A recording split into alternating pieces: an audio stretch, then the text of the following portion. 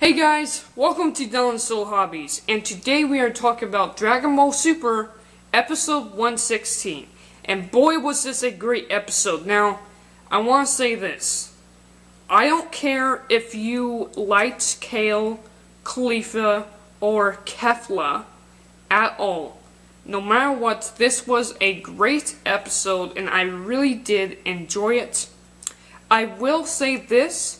In my opinion, I liked Kale and Kefla a whole lot more than I liked Kefla, but I still think that it was a really fantastic episode in my opinion, and I hope you guys did enjoy it. Now, I could go really in depth in this video, but I'm not going to make sure this video isn't a couple hours long. I'm just going to stick to the basic information that this episode had and go from there.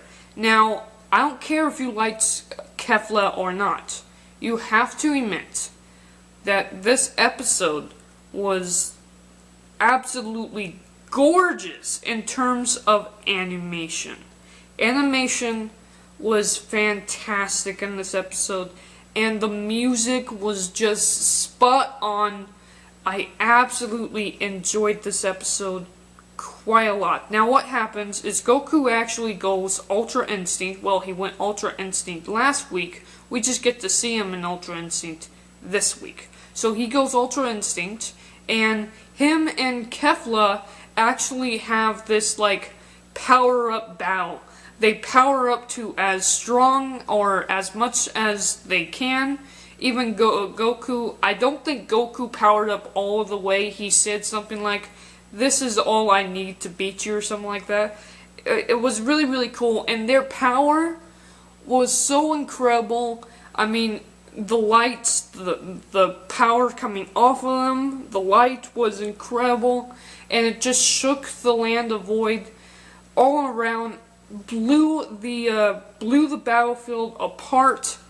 It was gorgeous to see. It really, really was. And we do get to see a couple of the characters here and there. We get to see Goku, of course. We get to see Kefla, but we also get to see Gohan. We get to see Piccolo. We get to see the androids a bit. We also get to see Vegeta. And you know, I really like Vegeta. What happened in this episode is Vegeta actually does realize what Ultra Instinct could be, and you see he has this flashback, flashback for us, where Whis actually says you can't teach your body to move using your brain. You have to teach your body to move on its own. Like, your muscles will react on their own, just total instinct, and not your brain, because it takes too much time for the neurons in your brain to connect with your body. Your body should be able to move on its own, and it's a godly power, and even Beerus-sama did not master it. So Goku has mastered this form, or at least not mastered it, but he's able to tap into it, and that's what Ultra Instinct really is. And I really like Vegeta figuring that out, and him saying that he's going to master this before Goku gets a chance to, which I thought was really, really incredible. We also get the fact that, you see, it wasn't that Goku absorbed the energy of the Genki Dama, it's that the Genki Dama was so powerful. For him to survive, he had to just let his instincts take over him, and that's how he got into Ultra Instinct. Okay, so Kefla's power is so incredible, it's just like the Genki Dama, to the point where he has to go into Ultra Instinct, he has to let his body react on its own. Still though, when it comes to attacks like Blast, or like the Kamehameha, he still has to think about what attack he's going to do, and he still has to think about what he's going to say. So that is still his sort of downfall when it comes to this technique. It shows that he still hasn't mastered this technique. but still it's amazing to see it against Kefla. And there's even this one really cool moment where Kefla is, she's powering up, she's mad because Goku is kind of beating her, and she powers up, and all of these, like, blasts come out from her, like lasers, and they even singe Goku's hair for a minute there. She is literally trying to kill Goku at this point. She is just trying to beat him. I know she's not trying to be actually killing him, but, you know, she's putting all this power and energy into it that she really could kill Goku if she wanted to. If she could land a hit. That's the thing. If she can land a hit. Goku, being Ultra Instinct, can't land a hit. And there's even this one amazing moment where Goku is powering up the Kamehameha. Like I said, the laser electric blast that she does actually singes his hair off. He runs up to her, she throws in one last blast, and what Goku does is he jumps up onto it, and using the Kamehameha like a skateboard, he just rides the wave all the way up, grinding it all the way up until he's up into her face, and blasts the Kamehameha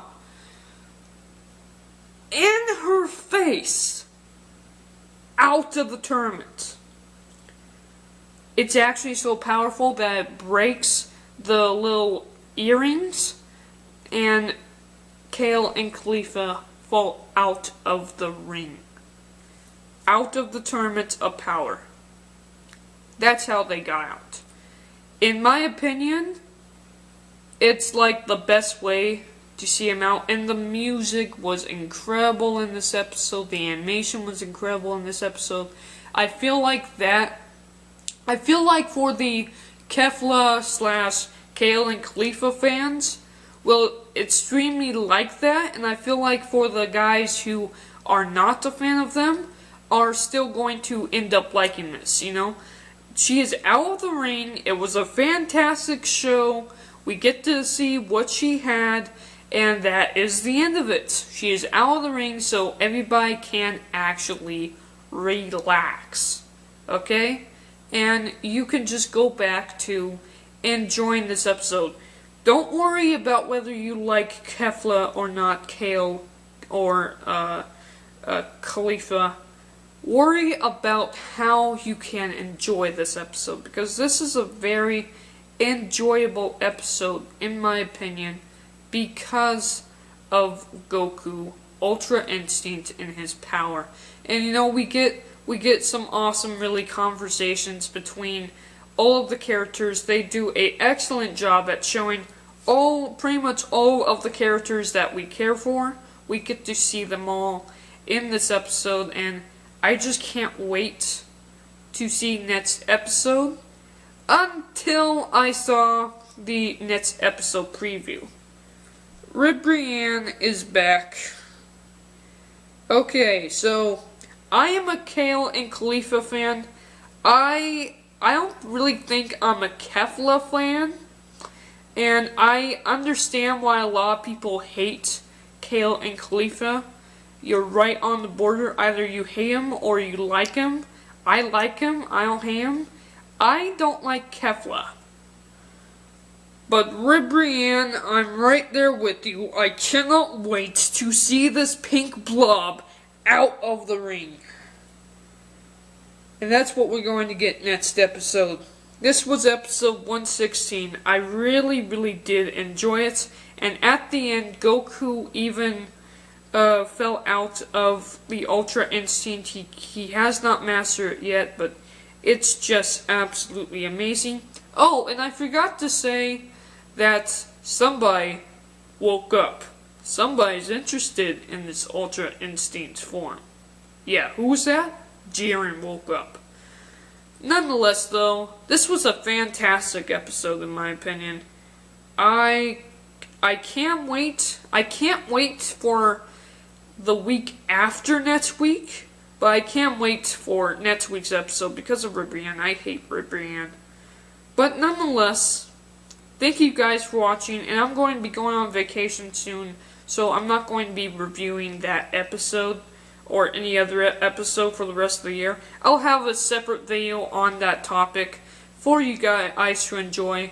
But for right now, thank you guys for watching this video. I hope you guys enjoyed Dragon Ball Super episode 116. I sure did, and I'm out. Bye.